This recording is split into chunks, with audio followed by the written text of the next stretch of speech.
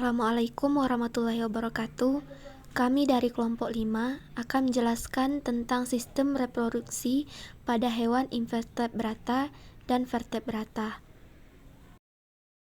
Konsep reproduksi. Proses pembuahan terjadi ketika sperma bertemu dengan sel telur, lalu membentuk zigot yang berkembang menjadi embrio.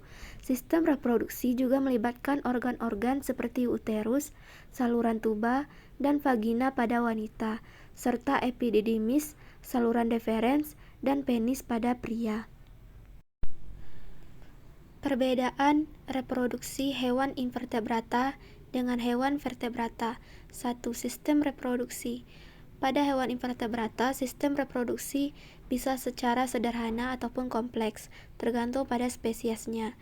Sedangkan invertebrata umumnya memiliki sistem reproduksi yang lebih kompleks dan melibatkan organ reproduksi internal dan juga eksternal. 2. Fertilisasi. Invertebrata, metode fertilisasi dapat bervariasi.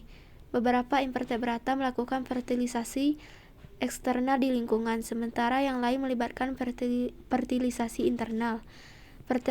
Mayoritas vertebrata melakukan fertilisasi internal, di mana sperma dan sel telur bertemu di dalam tubuh.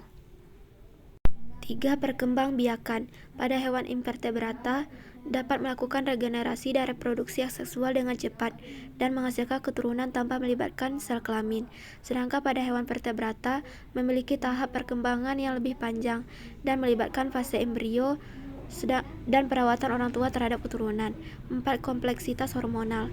Pada hewan invertebrata, regulasi hormonal bisa kurang kompleks dibandingkan dengan vertebrata. Sedangkan pada vertebrata memiliki sistem endokrin yang lebih canggih dengan regulasi hormonal yang berperan dalam siklus reproduksi, diferensiasi jenis kelamin dan perawatan keturunan. Sistem reproduksi pada invertebrata. Sistem reproduksi protozoa. Organ reproduksi pada protozoa umumnya memiliki organ reproduksi sederhana, seperti inti sel yang terlibat dalam pembelahan sel, baik dengan mitosis ataupun meiosis. Sistem reproduksi pada protozoa terjadi secara aseksual melalui pembelahan biner, serta secara seksual melalui konjugasi atau pembelahan meiosis yang menghasilkan gamet. Sistem reproduksi porifera. Organ reproduksi porifera memiliki sel reproduktif yang disebut dengan archeosites. Reproduksi dapat melibatkan pembentukan gemule atau struktur tahap hidup atau pembelahan aseksual melalui gemiparitas. Sistem reproduksi seksual terjadi melalui pelepasan sperma dan telur ke dalam air, diikuti pembuahan eksternal. Spons juga dapat meregenerasi dari fragmen tubuh. Sistem reproduksi coelenterata. Organ reproduksi hidra memiliki organ reproduksi seperti gonad yang menghasilkan sel-sel reproduksi sperma dan telur. Sistem reproduksi seksual terjadi dengan pembentukan gamet, sedangkan reproduksi aseksual melibatkan pembentukan tunas. Sistem reproduksi platyhelminthes. Organ reproduksi cacing pita memiliki sistem reproduksi hermafrodit dengan organ reproduksi yang kompleks seperti testis dan ovarium. Sistem reproduksi seksual melibatkan pertukaran sperma antara individu, sementara reproduksi aseksual dapat terjadi melalui fragmentasi.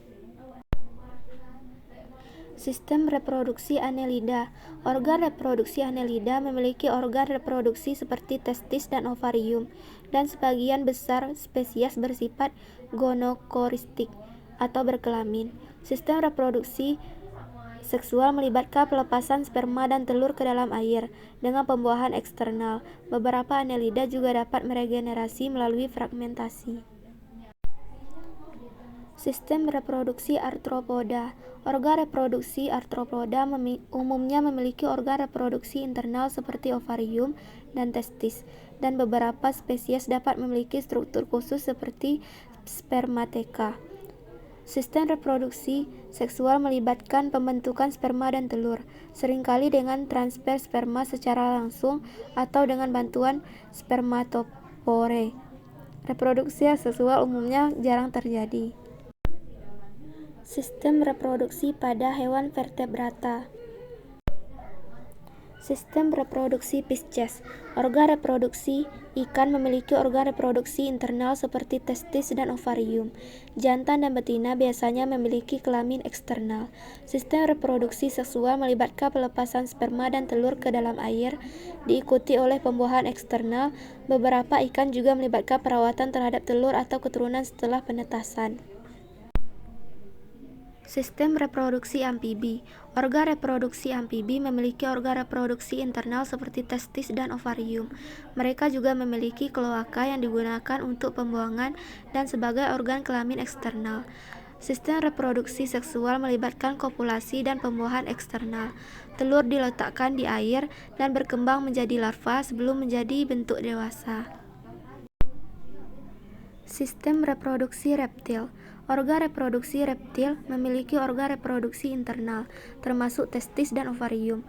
Mereka juga memiliki kloaka yang berfungsi sebagai organ kelamin eksternal dan tempat pembuangan. Sistem reproduksi seksual melibatkan kopulasi dan pembuahan internal. Beberapa reptil bertelur, sementara yang lain melahirkan anak. Sistem reproduksi Aves. Organ reproduksi burung memiliki organ reproduksi internal seperti testis dan ovarium. Jantan memiliki kloaka, organ kelamin eksternal yang juga digunakan untuk pembuangan. Sistem reproduksi seksual melibatkan kopulasi di mana sperma disuntikkan langsung ke dalam kloaka betina. Telur dikeluarkan melalui kloaka dan dierami hingga menetas. Sistem reproduksi mamalia. Organ reproduksi mamalia memiliki organ reproduksi internal, termasuk testis pada jantan dan ovarium pada betina. Jantan memiliki penis, sementara betina memiliki vagina. Sistem reproduksi seksual umumnya melibatkan kopulasi, dengan sperma yang ditransfer ke dalam vagina. Mamalia memberikan perawatan ortotokal di mana betina menyusui anak setelah melahirkan.